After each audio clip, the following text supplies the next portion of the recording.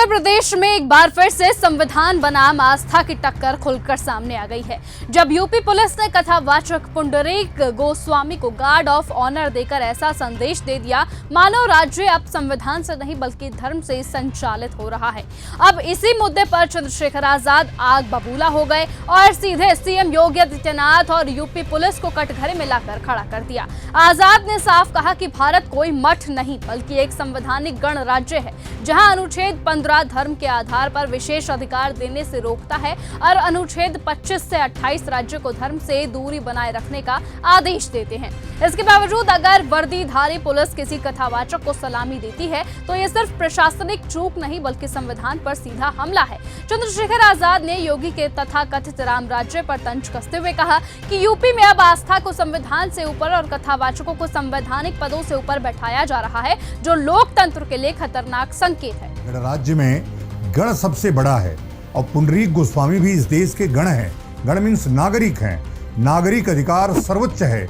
नेता से भी बड़ा इस देश का नागरिक है। संविधान उसको सर्वोच्च बनाता है और राज्य किसी धर्म की जागीर नहीं है। राज्य अंबेडकर की भी जागीर नहीं है, बुद्ध की भी जागीर नहीं है।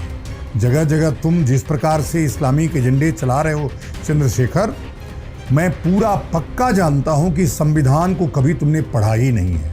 तुम्हारी डिग्रियां भी ऐरी गहरी वैसी ही हैं जैसे अंबेडकर की डिग्री है।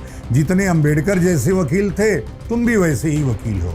उन्होंने भी कभी प्रैक्टिस नहीं किया, तुम भी कभी प्रैक्टिस नहीं करते हो। प्रैक्टिस तो तुम्हारा ये है चंदा चोरी, चंदा लेना और अपना घर चलाना, यही काम है तुम्हारा। ऐसे में अखिलेश यादव ने भी इसी मुद्दे पर सवाल उठाते हुए कहा कि अपराध और माफिया पर लगाम लगाने की बजाय सरकार सलामी का खेल खेल रही है। सवाल सीधा है, क्या वर्दी कानून के लिए है या फिर धर्म के प्रचार के लिए? क्या पुलिस का काम किसी संविधान की रक्षा करना है या फिर किसी धार्मिक व्यक्ति को विशेष सम्मान देना?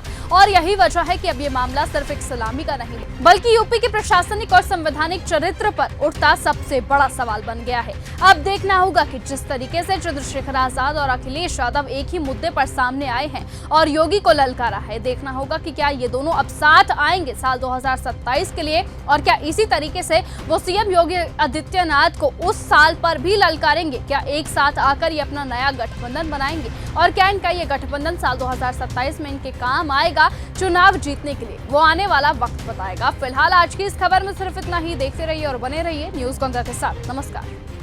अगर आपको यह हमारा वीडियो पसंद आया हो तो इसे लाइक और शेयर करना बिल्कुल ना भूलें। साथ ही हमारे चैनल न्यूज गंगा को सब्सक्राइब और फॉलो जरूर करें ताकि देश और दुनिया की हर बड़ी खबर आप तक सबसे पहले पहुंचे।